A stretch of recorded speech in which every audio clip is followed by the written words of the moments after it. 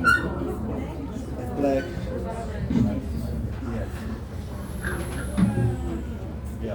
Boa noite. Boa noite. Boa noite, gente. Desculpem a demora, a gente está esperando o Luiz chegar, o Luiz Paulo Baravelli, que deve estar engarrafado na Raposa, né? Mas acho que a gente poderia já começar a conversar, né?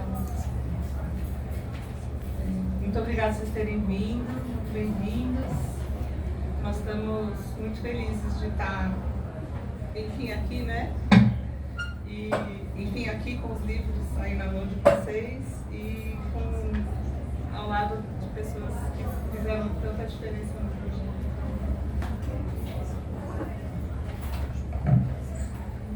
Boa noite a todos, a todas. Para nós é uma imensa alegria hoje, é um dia de festejar, né? De comemorar, porque esse projeto tem longas datas, né? Há mais ou menos 30 anos atrás, eu presenteei a Dalgisa com a versão em inglês, e desde então esse livro nos acompanha, né? Acho que o Baravelli chegou? Chegou. Ótimo. Então aguardamos, né?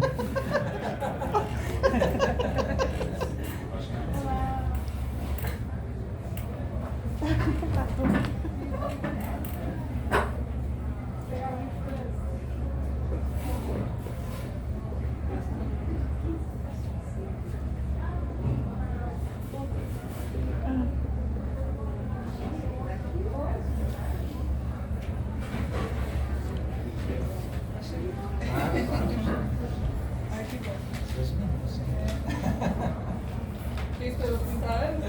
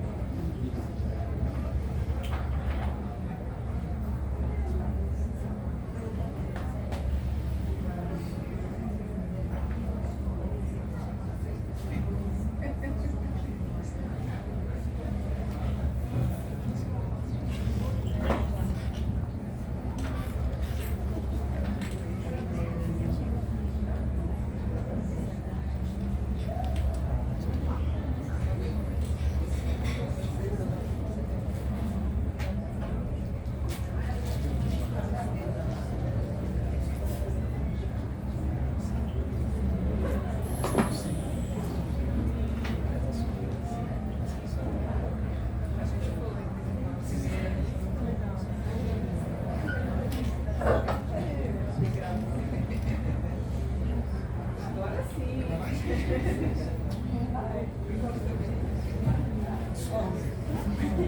Duas horas da igreja vendo aqui. Esse é o Augusto. Esse que você já conhece. Você pode escolher os modelos de cadeira. E esse microfone fica para você. Era só para mim assim olhar o pessoal. Então, boa noite. Não, pelo contrário. Eu já disse aqui, a vedete da noite ela é você. Estamos aguardando aqui para continuar. Então, a gente retomando, há mais ou menos 30 anos atrás, presenteei a Giza com esse caderno em inglês, a versão inglesa. E é muito precioso para nós, tanto quanto educadores, quanto artistas, né? E alguns anos depois, eu encontrei no sebo a versão em português, editada pelo nosso colega aqui, Luiz Paulo Baravelli, né? E comprei no sebo, e era uma revista, né, que tinha no primeiro volume, acho que metade, né, um terço dessa publicação, e que está entre os meus livros raros, né, guardados. E desde então a gente nós enquanto educadores enfrentamos algo que eu acho que todos que trabalham na área de educação enfrentam, que é contarmos com uma bibliografia em português muito escassa, né? Então a gente tem poucas traduções, e nós que trabalhamos no mundo acadêmico e fora do mundo acadêmico também, e você coloca na condição de que um aluno que não sabe uma segunda língua, ele já tem uma dificuldade de acessar um certo tipo de informação. Isso nós enfrentamos em todos os momentos. A gente cria grupos de estudos para fazer traduções lentas, pausadas, confrontar traduções, né? Às vezes somos muito críticos com relação às traduções que existem de certos textos, mas a questão-chave eu acho que é saber que, mesmo que 30 anos depois, hoje nós estamos aqui para festejar um livro que, apesar de 100 anos, né, é um livro extremamente importante, né? Primeiro, no meu ponto de vista, porque é um livro de quem faz, é um artista que escreve, né? De maneira alguma eu acho que isso é pior ou melhor, né, do que eu chamo dos profissionais de gabinete, né? Mas eu acho que é um outro ponto de vista, a pessoa que está no ateliê, né, fazendo o seu trabalho, refletindo e que também consegue textualizar, verbalizar, né, as questões que enfrenta. E a Dalgisa, Larissa, né, Luiz Paulo Baravelli e mais tantas pessoas, né, mas especialmente a Giza, teve essa iniciativa que eu acho que é muito importante de assinalar, que é possível num tempo em que nós contamos com novas tecnologias que permitem que você faça a edição de uma publicação sem estar vinculado a uma editora, né, de médio ou grande porte, né. Eu acho que isso é chave aqui para o nosso trabalho, para essa produção, quer dizer, uma pequena equipe, né, mas muito decidida, muito firme nos seus objetivos, enfrentando todas as adversidades, né, a chegada do livro, né, esse encontro marcado e o livro não chega, né, mas enfim, isso é possível porque hoje a gente também se dispõe a trabalhar com essas novas tecnologias. Eu tive o prazer de ser apenas um breve colaborador nesse start, mas todo o empenho para a realização disso, evidentemente, é da Giza, e para mim é uma grande alegria aqui estar falando com vocês. A nossa proposta é que seja uma conversa, que nós possamos trocar ideias, né, trocar nossos pareceres. A Larissa fez um projeto gráfico que eu li o texto, achei maravilhoso, essa capacidade que nós estamos colocando de um Paul Klee, que também escreve muito bem sobre o que faz.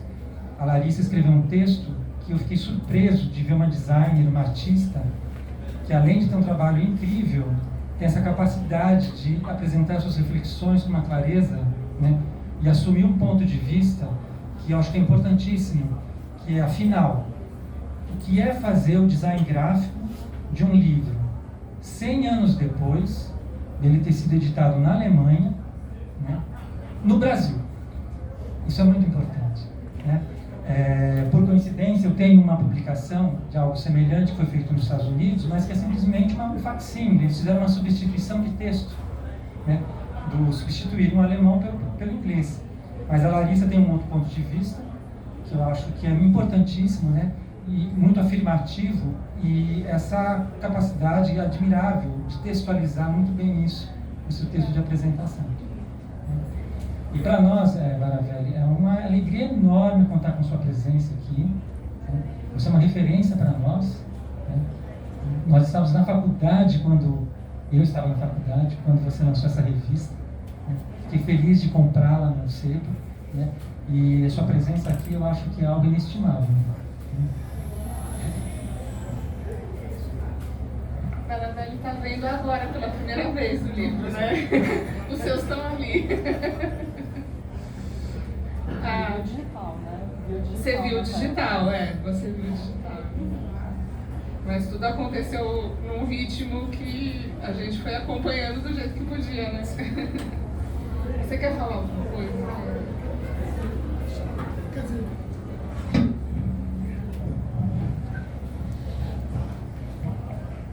você já explicou, quer dizer, então deixa eu falar por último aqui, porque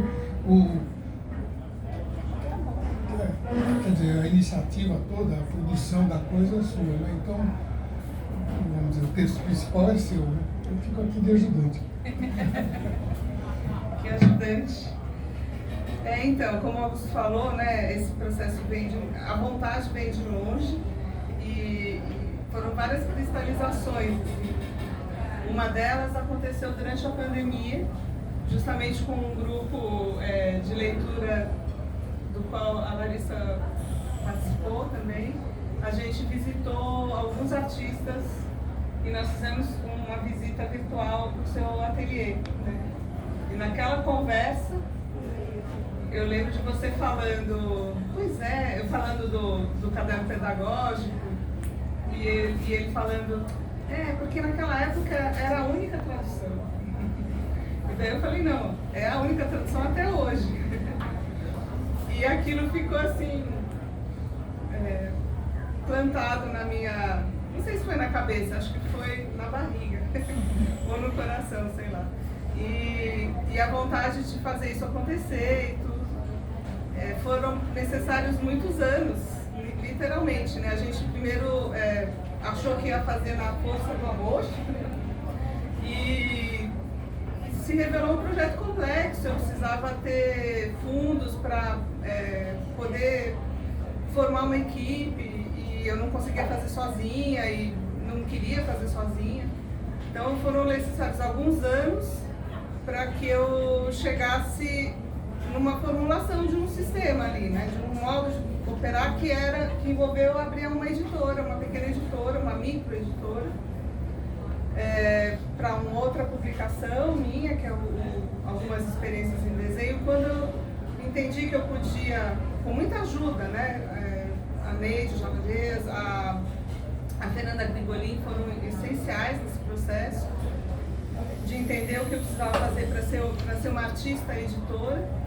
Mas uma vez entendido, descoberto esse modo, eu me disse, uau, agora eu posso não tirar do papel, mas tirar da gaveta e pôr no papel os meus desejos de edição, né?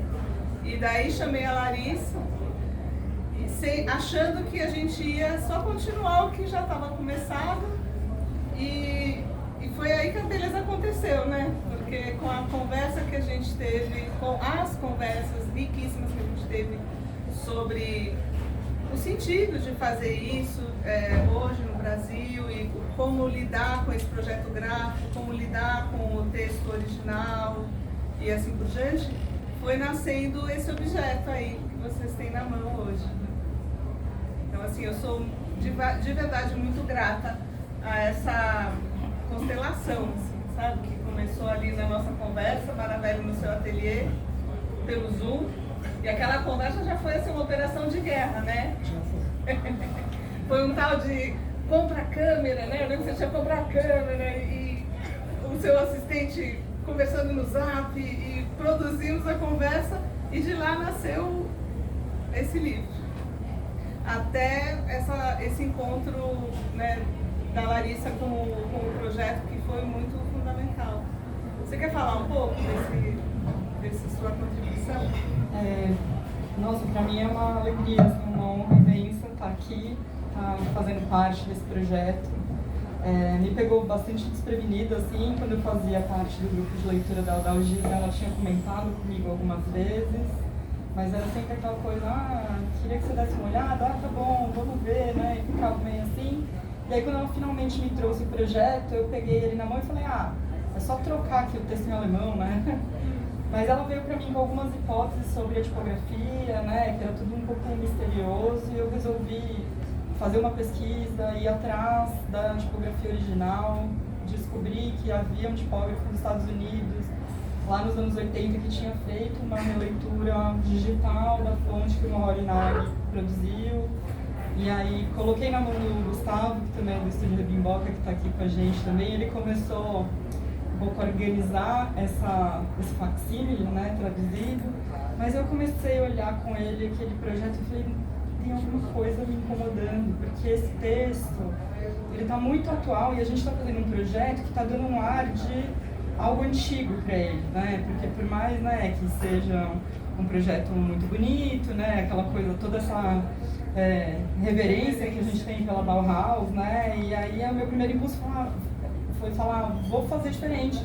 Mas aí sempre tem aquela coisa que brega, peraí, como é que eu vou mexer aqui nos mestres supremos do modernismo e falar que não é que eu estou dizendo que não está bom, mas é que queria entender como é que a gente trazia esse texto para uma visualidade que desse a entender que o projeto editorial do livro enxerga o texto como algo atual, como algo que ainda funciona nesse mundo digital, né, que a gente está vivendo. E eu, por acaso, tenho pensado muito a respeito do desenvolvimento das inteligências artificiais, tenho me desafiado a olhar essa tecnologia no olho e tentar entender com o meu trabalho de que forma isso pode representar, enfim, uma ameaça ou um desafio, e tenho pensado muito nisso. E me deparar com esse texto do Clé foi como se, não sei, brilhasse alguma coisa justamente nesse momento em que a gente está falando sobre datasets, sobre misturar, né, dados existentes para criar dados novos. Ele responde a isso. Porque a inteligência artificial ela faz a sua análise probabilística e combinatória e ela sempre vai te dar uma resposta que não tem dentro dela, não tem como ter a força motriz do desenho. E no Cleo, ele está falando disso, assim, né? Qual é a origem do desejo de desenhar, qual que é a origem desse movimento que leva a gente a organizar um traço e a expressar, né, com esse desenho certas coisas. Então aquilo me colocou diante de um abismo mesmo, que é por mais, né, não vou dizer que a IA nunca vai chegar nisso, mas é um funcionamento completamente diferente e por mais que a máquina seja capaz de produzir suas visualidades, ela não tem esse desejo, essa força motriz, que é algo que eu considero muito difícil de esmiuçar. E o Clé se propõe uma empreitada muito difícil de colocar em palavras esses conceitos, porque muitas vezes o senso comum acredita, né, que o artista sente, ele se expressa, e existe essa mística de colocar, né, uma relação quase, né, extraterrena com a arte, e a gente que é artista sabe que não funciona assim. Então eu fiquei muito animada quando eu vi, eu não conhecia esse livro antes de você me apresentar, então quando eu tomei contato com tudo isso eu falei, não, isso aqui precisa ser trazido, né, que foi quando eu te liguei, assim, eu falei, não, eu falei que ia te entregar hoje, mas eu quero mudar tudo, não vai dar. E aí fiquei emocionada com o texto e falei, Gustavo, eu sei que eu pedi sua ajuda com isso, mas eu vou pegar pra mim, isso é uma questão de honra. E aí eu fui me envolvendo cada vez mais, né, com o texto. E tive também, no meio disso tudo, a felicidade desse processo de conhecer o ateliê do Baravelli, que foi uma experiência incrível pra mim, assim, estar ali e ver seus métodos de trabalho, né, você mostrou pra gente essa produção ali do momento. Pra mim foi, assim, uma surpresa, que tudo, né, simples, pra mim o que era um simples trabalho de tipo, vou resolver isso aqui, vou trocar o texto de uma tipografia, se tornou uma coisa muito maior. E, enfim, com seus desafios de edição independente, né, que a gente depende de prazos e de, né, questões pragmáticas do livro mesmo, que a gente também foi aprendendo juntos, né, eu, apesar de trabalhar já com livro, estou sempre ligado, assim, a editoras mais, enfim, estabelecidas, né, e foi uma das primeiras vezes que eu fiz realmente o processo de cabo a rabo independente e foi muito emocionante. Está sendo. Está sendo. E, enfim, queria só contar isso e dizer que eu estou muito feliz e orgulhosa de estar aqui entre vocês hoje. E outra coisa também que eu queria falar é que é muito raro que aos designers gráficos seja dado esse espaço de refletir, né, sobre a nossa produção. Então, quando a Dalgisa me convidou para escrever um texto, eu fiquei até, assim, um pouco sem palavras. Rolou uma coisa assim, a gente vai escrever, o escritório vai escrever, né? Eu tô falando, não é isso. Eu quero que você fale do que você está fazendo, porque não, é mais do que o design, já não seria pouco, né? Acabou sendo a gente foi procurar, até para colocar no expediente, um termo que traduzisse o que aconteceu, porque de fato você foi muito além de fazer um design gráfico. uma rediagramação e uma escolha de fontes. Você interferiu e contribuiu para um pensamento do que era editar esse texto. Né? Foi uma aventura que eu fiquei feliz. Espero que vocês possam apreciar tudo isso também, que não seja só palavras. Né?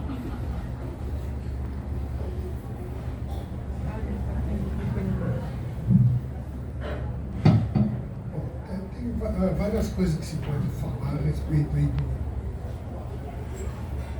tem algo sobre as pessoas me perguntam assim, sobre como é que era a sua revista, como é que você fazia. Outra pergunta é sobre o texto, o livro em si, o pedagógico sketchbook, e o terceiro é sobre o artista Clay.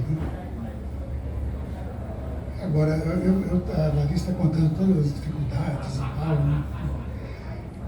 E eu acho que, curiosamente, toda essa facilidade da informática é uma dificuldade absurda. Porque a revista eu fiz quando não tinha Trello, não tinha internet, não tinha celulares, não tinha computadores. Eu disse, mas como é que é possível fazer? Foi. E a lógica, bom, quer dizer, não sei se aplica isso hoje, mas a lógica da revista era muito mais artesanal. Ela começa não de um grande projeto cultural, ela começa da coisa concreta. Quanto custa uma folha de papel? Quanto custa uma máquina de imprimir usada? Quanto custa uma máquina de escrever? Aí vai fazendo essas contas. Né? E aí eu vi que era possível, assim, né? Isso era, eu não sei se você sabe, mas a revista era impressa, eu era o imperador da revista, porque eu fazia absolutamente tudo. Não tinha equipe, era eu. Então eu fazia as compras de material, eu fazia a tradução, datilografava a coisa, montava as artes finais, imprimia, é uma delícia imprimir coisa num offset pequenininho. Depois tinha que deitar lá embaixo, consertar, porque era usada a máquina. Isso era feito em casa, né? No ateliê. Então era possível fazer isso. Né? E parece que hoje ficou tudo tão difícil. Né? É uma coisa para se pensar aí a respeito de querer fazer coisas hoje. Né? Bom, isso quanto à revista em si. Né? Agora, e como eu era o imperador da revista, eu podia dizer esse texto entra, este não entra, este fora. Quem manda aqui sou eu. Que é muito divertido, né? Porque, quer dizer, eu era o ditador, eu era escravo também, porque eu tinha que executar o que o imperador mandava. Né? Agora, a intenção, vamos dizer, editorial da revista era ser uma revista não de atualidades, quer dizer, ela não era uma revista de eventos, de acompanhar exposições e coisas assim, mas era uma revista de ideias, né? De ensaios, né? de coisas, inclusive porque a gente ainda estávamos numa ditadura militar, né? Em 1981, e o espaço era apertado, né? Quer dizer, era tudo dificuldade. Você conseguir, por exemplo, comprar uma revista estrangeira ou comprar um livro, você tinha que mandar um papel para a revista, antes de mandar um papel de volta, você ia no Banco do Brasil, pagava a coisa, eles dificultavam uma coisa absurda para você comprar um livro. Assim, né? Então precisava desse espaço mesmo de respiração. Assim, né? E tinha muita gente, muitos colaboradores, que tinham os textos na gaveta guardados esperando uma oportunidade. Tanto que eu tive assim, quando eu comecei a pensar, mandei cartinhas. Lembra-se, não tinha internet, então era carta de papel, correio. Para todo mundo que eu conhecia, os outros artistas, professores, e críticos, e teóricos. E tive uma resposta assim, enorme. Todo mundo tinha texto guardado, e aí tinha lá uma pilha de coisa para publicar. Que era muito bom, assim, e dava para poder escolher, né? Eu vou combinar esse artigo com aquele. E era tudo muito fácil, assim, sabe? Justamente porque tinha essa pressão de coisas guardadas, coisas na gaveta que queriam sair. E o texto? Eu pensei também a coisa seguinte, porque normalmente, teoricamente, esse livro dele é um livro de artista. Agora, os artistas têm essa coisa, como a Clarice falou, assim, de eu vou fazer o meu livro de artista, eu vou falar sobre mim, eu, né? O que me afeta, o que eu quero, os sonhos, os desejos e tal, né? E fica aquela chatura, né? Quer dizer, você não está interessado nos sonhos e desejos do sujeito, você está interessado nos seus sonhos e desejos. E o livro do Klein tinha a palavra mágica, pedagógica. Quer dizer, ele não era virado para dentro, para ele, mas era virado para nós. Né? Olha, eu vou fazer um livro para vocês, depois vocês...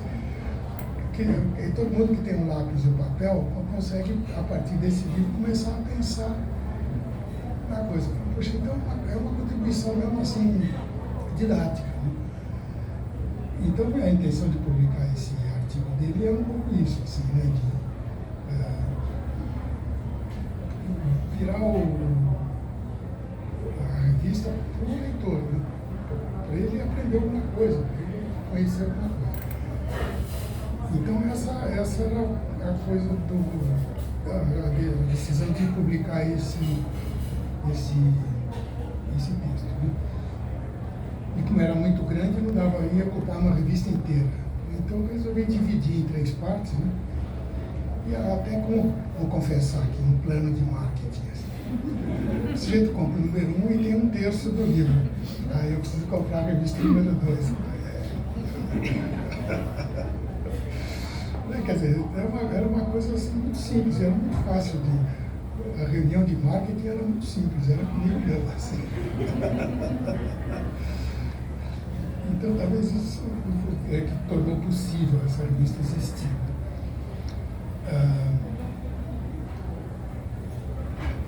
E ela duraria até hoje. Durante o primeiro ano eu fiz absolutamente tudo da revista. Aí vieram 2 moças, a Marion Strecker e a Lisette Ranhal, que estavam se formando na faculdade de jornalismo aí da PUC. E elas vieram trazer um artigo do professor delas. Né? E elas gostaram da ideia da revista, e eu falei, poxa, está difícil aqui, eu estou precisando de uma ajuda física, porque eu era pintor, estava lá pintando, eu tinha que dar aula ainda, né? Eu tinha que fazer revista. De vez em quando dormir, comer, essas coisas. Né? E ainda eu estava casado com 2 crianças pequenas, enfim. E elas começaram a ajudar, claro. Né? Aí facilitou um pouco mais, a partir do número 2 e 3, elas foram gradualmente assumindo mais papel. Agora, como isso era impresso no meu ateliê, era tudo muito artesanal nesse sentido, né? E eu tinha conseguido, enfim, comprar uma velha fábrica abandonada lá na Granja Viana para fazer o ateliê. Eu queria me mudar, esse ateliê era do Itaim. Eu queria me mudar para lá. Né? E aí ia ter que, quer dizer, não tinha mais condição de eu continuar imprimindo a revista. E eu doei a revista para as 2 moças. Né? Agora vocês tocam aí, né? Nós já fizemos aí 3 anos de revista, agora vocês tocam. Agora, imprimir coisa suja à mão, né? E as moças todas, né, com as linhas limpas e tal, lá, puxa. E aí tem que deitar embaixo da máquina para trocar os rolos. Né? E elas não tinham esse espírito do it yourself. Assim, né? E aí a revista, elas começaram a mudar o projeto gráfico para poder mandar imprimir fora. Aí o custo aumenta. Aí você precisa de dinheiro. Aí onde é que você vai arranjar dinheiro? Vendendo anúncio. Mas aí vender anúncio é uma técnica também, né? E as pessoas não queriam anunciar numa revista que tinha uma espiral, né? Que não tinha uma cara. Ninguém ia botar um anúncio numa loja chique, numa revista que tem uma espiral. E o resultado, e a revista um pouco acabou por esse motivo simples. Ela editou 40 números, sei lá, bastante. E ela poderia, isso que é o curioso, ela poderia ser viável até hoje. Alguém que quiser retomar a ideia, é muito simples, né? E olha, que agora com computadores, nossa, ela facilitou muito, né? Mas ainda é possível fazer uma revista daquele jeito. Bom, então isso quanto à revista. Né? Agora, uma última coisa aí sobre o Klee, que é uma escolha puramente pessoal. Agora não estou em nenhuma opinião crítica, mas para mim ele é o artista mais central do século XX. Não é o Picasso, não é o Matisse, não é o Duchamp, não é o Pollock, é ele. Por uma razão muito simples, ele é um artista universal. Ele produziu ao longo da vida 9.000 trabalhos. Uma vida relativamente curta, ele morreu com 60 anos. Né? Em 30, 40 anos de produção, ele produziu 9.000 trabalhos. E cada trabalho é diferente. E cobre toda a gama da experiência humana, se você quiser. Uma coisa que os outros artistas não fazem, né? Então, sei lá, você pensa no Picasso, ele é um artista limitado, ele tem um range, como é que chama, um alcance relativamente pequeno. O Matisse também, ele tem alguns assuntos, ele não fala de tudo. Quer dizer, ele não é uma coisa que serve para todo mundo. Né? E os outros cada vez mais, sei lá, por exemplo, o Duchamp, ele tem uma faixinha, ele funciona numa faixinha extremamente estreita.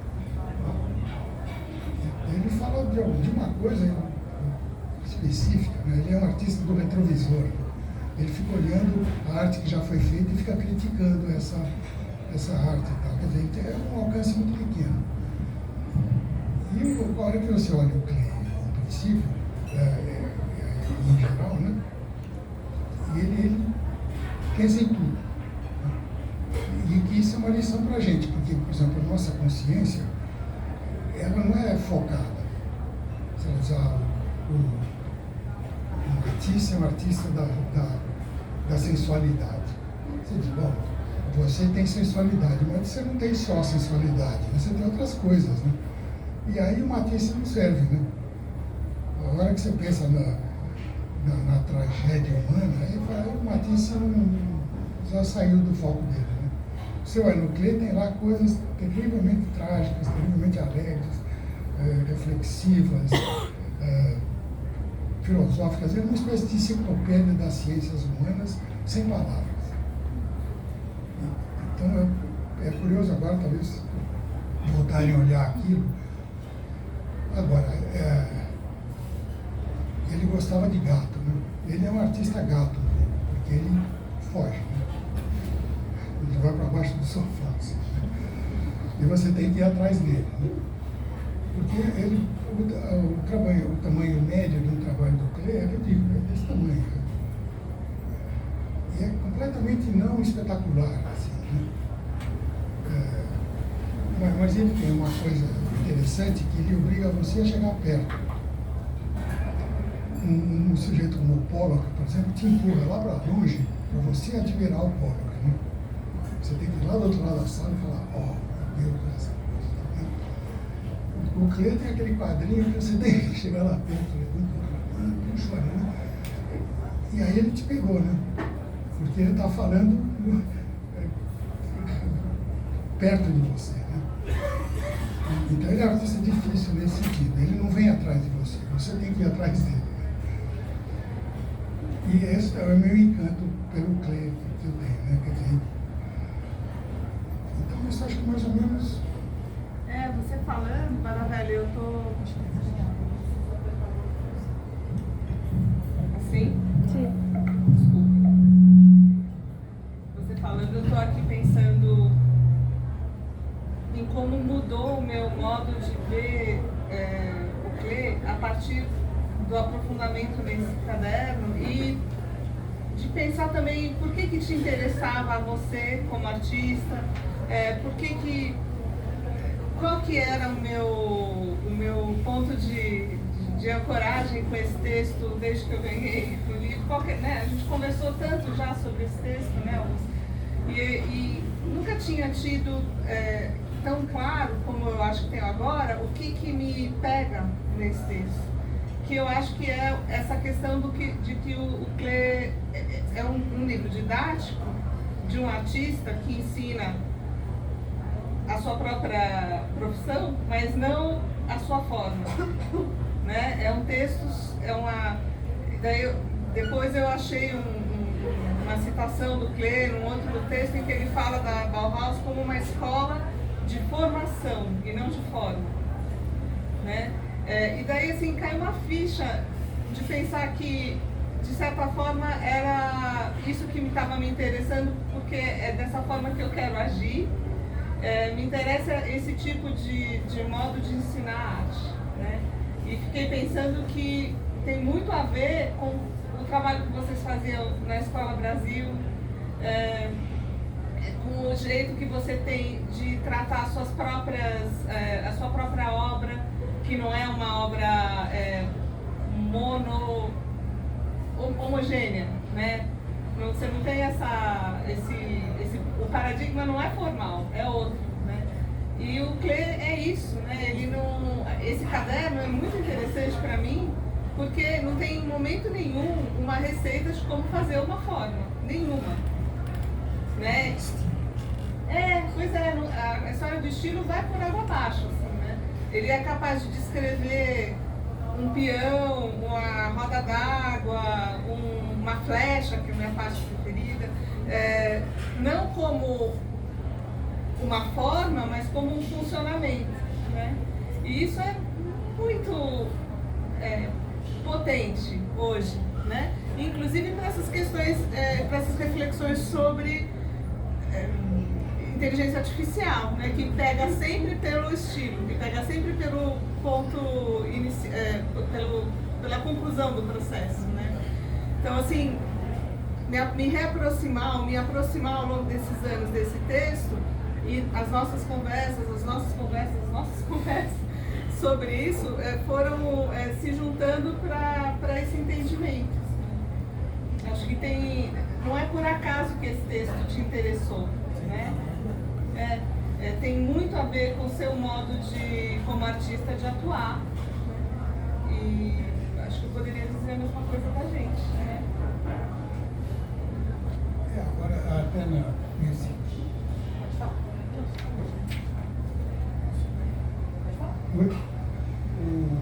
Até nesse textinho meu que está no livro, eu falo de dois outros livros que foram publicados e que são meu tesouro. Assim. São dois livros desse tamanho, do qual esse livro é uma espécie de prefácio. O pessoal lá da Bauhaus, especialmente uma moça, agora é uma aluna lá que anotou todas as aulas que me dão.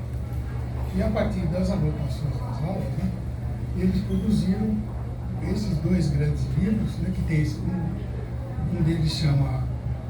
Bom, o primeiro livro já tem o título está tudo explicado, ele chama O Olho que Pensa, de Thinking Eye. Né? Então é exatamente o que ele é um olho que pensa, ele não é um olho que vê, ele é um olho que ele está analisando o que ele está vendo. Né? Ele não fica na aparência, né? Ele fica na análise da aparência. Né?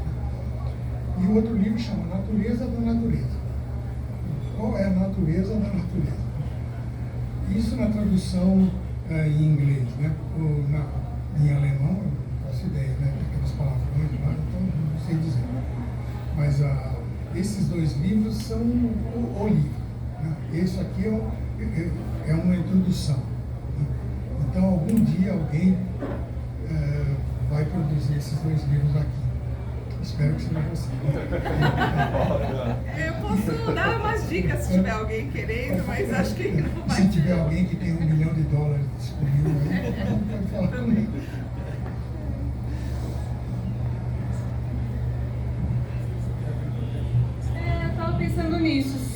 vocês quiserem perguntar alguma coisa, enfim, fazer algum comentário, seria bom ouvir também.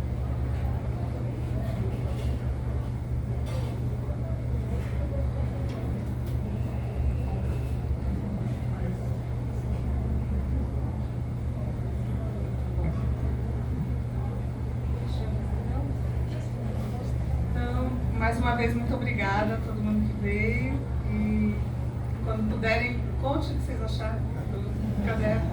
E compre o livro. Ah, sim, também.